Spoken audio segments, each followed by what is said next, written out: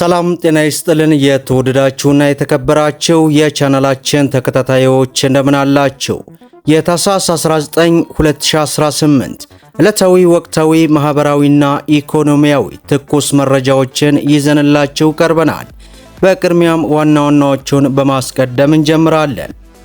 ወደ ሀገር ውስጥ በሚገቡና በሚወጡ ምርቶች ላይ አዲስ መመሪያ ወጥቷል። በዚህም ያለ ፍቃድ ክልከላ ስለመደረጉ ይፋ ሆኗል። ሙሉ መግለጫና ሙሉ ዝርዝሩን ወደ እናንተ ይዘናል።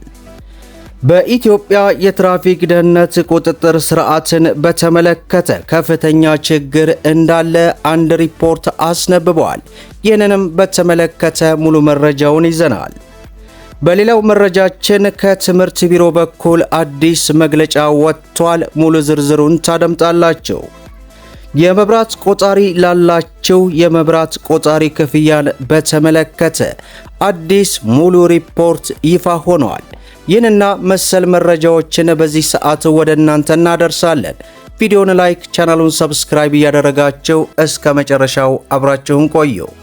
በቅድሚያም ከትምህርት ቢሮ በኩል አዲስ መግለጫ ወጥቷል። የአማራ ክልል ምክር ቤት በክልሉ ያለውን ትምህርት ሂደት አደጋ ውስጥ መሆኑን የክልሉ ትምህርት ቢሮ አስታወቀ።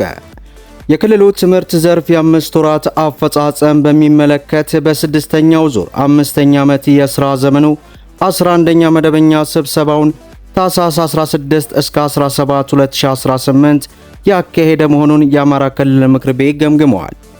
የክልሉ የትምህርት ቢሮ ኃላፊ ጥላሁን ወርቅነህ የ5 ወራት የዕቅድ አፈጻጸም ሪፖርት ሲያቀርቡ የክልሉ ትምህርት ሁኔታ ሽፋንና ጥራት መስተካከል አለበት በማለት በምክር ቤቱ በተደጋጋሚ አቅጣጫ መሰጠቱን፣ አንጻራዊ መሻሻል እንጂ በሚፈለገው ደረጃ ውጤት አለማግኘቱን አስረድተዋል። ለዚህ ዋነኛ ምክንያት ለትምህርት የተሰጠው ትኩረት በቂ አለመሆን፣ ሰው ሰራሽና ተፈጥሯዊ ችግሮች፣ የሰሜኑ ጦርነት በክልሉ ትምህርት ተቋማት ላይ ያደረሰውን ውድመት እንዲሁም በክልሉ ለ2 ዓመታት በቀጠለው ጦርነት ቀደም ሲል በሁሉም መስክ ያሽቆለቆለውን ትምህርት የበለጠ እንዲጎዳ አድርጎታልም ብለዋል።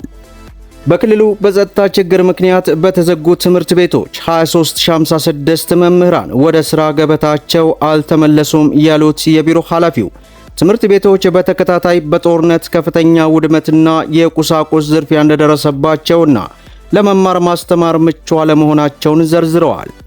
በአማራ ክልል በተከታታይ ዓመታት በትምህርት ተቋማት ላይ የደረሰው ውድመት በቀላሉ የሚገመት አለመሆኑን ጠቅሰው እንደ ክልል መንግስት ይህንን ሊቀለበስ የሚችል የመልሶ ማቋቋምና የመልሶ መገንባት ሥራ እንዲከናወን ጠይቀዋል።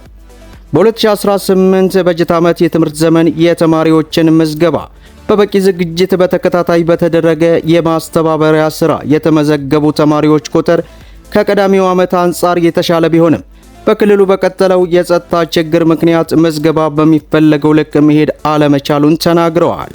በአጠቃላይ የቅድመ አንደኛና የአንደኛ ደረጃ ተማሪ ምዝገባ በተነጻጻሪ የተሻለ አፈጻጸም ቢኖራቸው የሁለተኛ ደረጃ ተማሪዎች ተሳትፎ ዝቅተኛ መሆኑ በቀጣይ በክልሉ ተወዳዳሪ ኃይል ለማፍራት የሚኖረው ተጽዕኖ ከፍተኛ ስለሆነ በሁሉም አካላት ዘንድ ልዩ ትኩረት እንደሚሰጥም አሳስበዋል።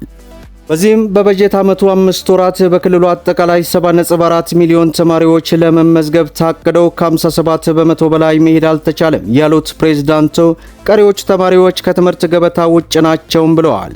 የሁለተኛ ደረጃ ተማሪዎች ምጣኔ ከዚህ ያነሰ ነው ያሉት አቶ አረጋ በክልሉ 57 በመቶ ተማሪዎች እንዲመዘገቡ የተደረገው በብርቱ ጥረት መሆኑንም አስረድተዋል።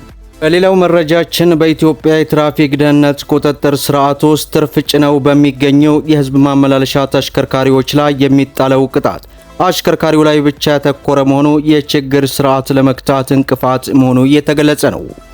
በአገሪቱ ባለው ልምድ መሰረት አንድ የህዝብ ማመላለሻ ተሽከርካሪ ከተፈቀደው በላይ ተሳፋሪዎችን ጭኖ ቢገኝ የገንዘብ ቅጣቱም ሆነ ተያያዥ እርምጃዎች የሚወሰዱት በአሽከርካሪውና በረዳቱ ላይ ብቻ ነው። ይህም ተሳፋሪዎች ለራሳቸው ደህንነት ግድ ሳይሰጡ በፈቃደኝነት ትርፍ እንዲጭኑ በር ከፍቷልም ተብሏል።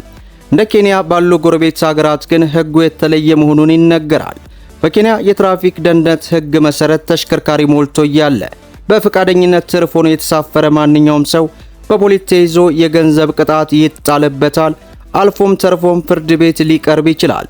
ይህ አሰራር ተሳፋሪው አልጭንም ብሎ የመቃወም መብቱን እንዲጠቀምና ለአሽከርካሪው የትርፍ ጭነት ሰበብ እንዲሆን ለማድረግ ያለመ መሆኑና በሀገራችንም ቢተገበር መልካም ነው የሚል መረጃ በዚህ ሰዓት ይፋ ሆኗል። በሌላው መረጃችን የመብራት ቆጣሪ ላላቸው የመብራት ቆጣሪ ክፍያን በተመለከተ አዲስ መረጃ ወጥቷል። ወራዊ የኤሌክትሪክ ኃይል ፍጆታ ሂሳቦ እንዴት እንደሚከፍሉና ለምን ጉዳይ እንደሚከፍሉ ያውቃሉ? ለአጠቃቀም እንዲረዳው በቀላሉ በቀጣይ በተመረጠው አሰራር መሰረት በማስላት ወጪውን ማወቅ ይችላሉ።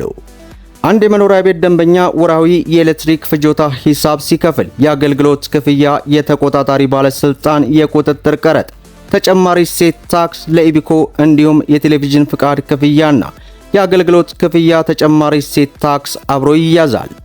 አሰራሩም ደንበኞች በወር ውስጥ የተጠቀሙት የኃይል ፍጆታ ሲባዛ ወቅታዊ የ1 ኪሎዋት ሰዓት ታሪፍ ማባዣና ከዚህ በታች የሚዘረዘሩት እንግዲህ ሙሉ ዝርዝር መረጃዎቹ ናቸው። እናንተ ስክሪንሾት እያደረጋችሁ አስቀምጧቸው። እኛ ወደ ቀጣዩ መረጃ እንለፍ። በሌላው መረጃችን ወደ ሀገር ውስጥ በሚገቡና በሚወጡ ምርቶች ላይ አዲስ መመሪያ ወጥቷል። የኢፌዴሪ ሕዝብ ተወካዮች ምክር ቤት በተጠናቀቀው ሳምንት ባደረገው 5ኛ ዓመት የሥራ ዘመን 5ኛ መደበኛ ስብሰባ የእጽዋት ጥበቃና ኳራንታይን ረቂቅ አዋጅን አሻሽሎ አጽድቋል። ይህንንም ተከትለው ማንኛውም አካል የእጽዋት ውጤቶችን ያለ ፍቃድ ወደ ሀገር ውስጥ ማስገባትም ሆነ ማሰጣት አይቻልምም ተብሏል።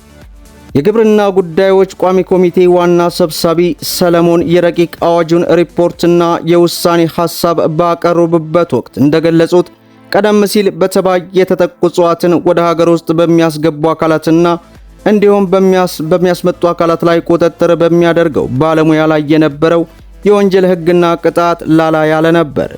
አዲሱ አዋጅ ይህንን ክፍተት በጥብቅ እንዲሞላ ተደርጎ ተዘጋጅቷልም ተብሏል። በጸደቀው አዋጅ መሰረት ማንኛውም አካል እጽዋትን፣ የእጽዋት ውጤቶችንና ቁጥጥር የሚደረግባቸው ቁሶችን ወደ ኢትዮጵያ ለማስገባትም ሆነ ለማስወጣት ቅድመ ፍቃድ ማግኘት እንደሚኖርበት አብራርተዋል። ይህንንም ተግባራዊ ለማድረግ የኳራንታይኖቹ በወደቦች በኬላዎችና በሌሎች መውጫና መግቢያ ላይ ክትትል የሚያደርጉ ተቆጣጣሪዎች እንዲመደቡ ተገልጿል። ወደ ሀገር ውስጥ የሚገቡ እጽዋት ከተባይ ነፃ መሆናቸውን የሚያረጋግጥ የአሰራር ድንጋጌ የተቀመጠ ሲሆን ሕጉን ተላልፎ በሚገኝ ማንኛውም አካል ላይ ጠበቅ ያለ የወንጀል ቅጣት እርምጃ ይወሰዳል። ቁጥጥር የሚያደርጉ ባለሙያዎችም በተቀመጠው አሰራር መሰረት ተግባራዊውን ባወጡት ተጠያቂ እንደሚሆን አቶ ሰለሞን በዚህ ሰዓት ያወጡት መረጃ ይፋ ሆኗል። መደመጥ ያለባቸው ወሳኝ የሆኑ መረጃዎችን ይመስላሉ። ቪዲዮውን ላይክ ሼር እያደረጋቸው ለብዙ ኢትዮጵያውያን ወንድሞች እንዲደርስ አድርጉ። ለቻናላችን አዲስ ከሆናቸው ሰብስክራይብ በማድረግና በየዕለቱ የሚለቀቀው መረጃ እንዲደርሳቸው የኖቲፊኬሽን ማብራታችሁን አትዘንጉያል። ለዕለቱ ያስኩላችሁ መረጃን ይመስላል። እስከ ፍጻሜው ድረስ አብራችሁን ስለቆያችሁ ልባዊ ምስጋናችንን እየሰጠን በሌላ ቪዲዮ እስከምንገናኝ ወሰላሙ አለይኩም ወራህመቱላህ።